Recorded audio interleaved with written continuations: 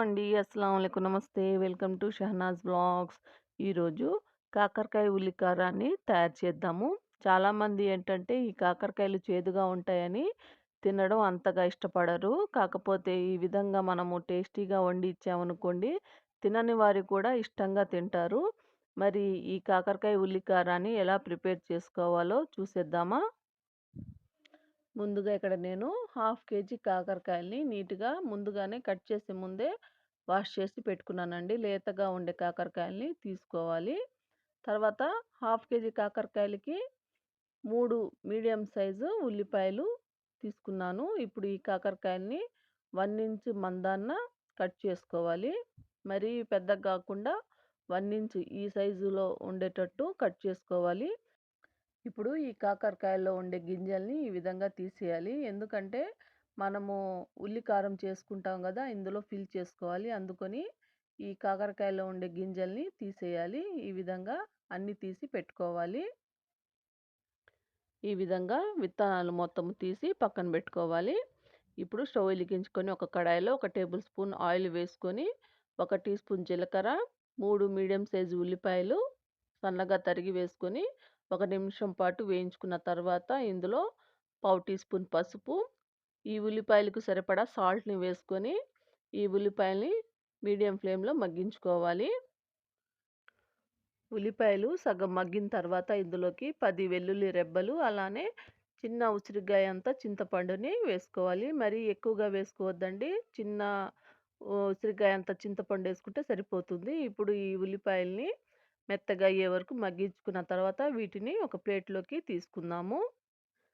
ఇప్పుడు అదే కడాయిలో ఇంకొంచెం ఆయిల్ వేసుకొని ఇందులోకి 1.5 టేబుల్ స్పూన్ శనగపప్పు, 1.5 టేబుల్ స్పూన్ మినప్పప్పు వేసుకొని లో ఫ్లేమ్‌లో వీటిని వేయించుకోవాలి.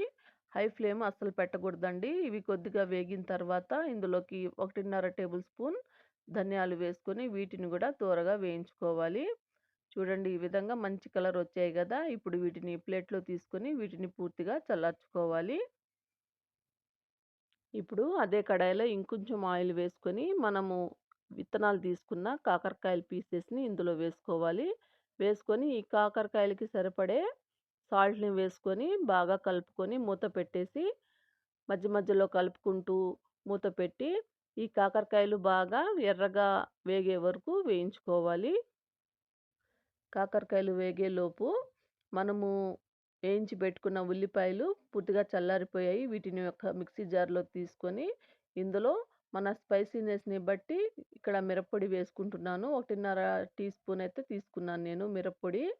కొద్దిగా కొత్తిమీర వేసుకొని నీళ్లు వేసుకోకుండా ఈ విధంగా మెత్తగా గ్రైండ్ చేసుకోవాలి. ఇప్పుడు కాకరకాయలు ఎలా ఉన్నాయో చూద్దాము. కాకరకాయలైతే బాగా ఫ్రై అయిపోయాయి. ఈ విధంగా మధ్య మధ్యలో కలుపుకుంటూ కాకరకాయలు బాగా ఎర్రగా వచ్చిన తర్వాత వీటిని ఒక ప్లేట్‌లోకి తీసుకొని, ఈ కాకరకాయలు పూర్తిగా చల్లార్చుకోవాలి. చూడండి కాకరకాయలు పూర్తిగా చల్లారిపోయాయి. ఇప్పుడు మనము గ్రైండ్ చేసి పెట్టుకున్న ఈ ఉల్లి కారాన్ని ఈ కాకరకాయల్లో ఈ విధంగా ఫిల్ చేసుకోవాలి. చూడండి ఈ విధంగా అన్నిట్లో ఈ విధంగా ఫిల్ చేసుకోవాలి. ఇప్పుడు మిగిలిన ఈ ఉల్లి కారాన్ని కూడా మనము ఫ్రై చేసేటప్పుడు వేసుకుందాము. ఇప్పుడు స్టవ్ వెలిగించుకొని మిగిలి ఉన్న ఆయిల్‌లోనే మనము ఈ కాకరకాయలని వేసుకొని మీడియం ఫ్లేమ్‌లో వేయించుకోవాలండి. ఆయిలు చూసి వేసుకోండి మీరు. కొద్దిగా తక్కువ అనిపించుకుంటే కొంచెం యాడ్ చేసుకోండి.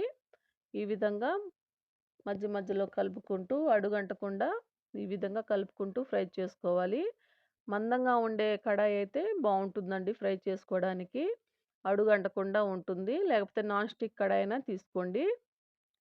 కాకరకాయలు కొద్దిగా ఫ్రై అయిన తర్వాత ఇందులోకి మిగిలిన ఉల్లి కారాన్ని కూడా వేసుకొని ఈ కాకరకాయలకి బాగా పట్టేలా ఒకసారి బాగా కలుపుకోవాలి.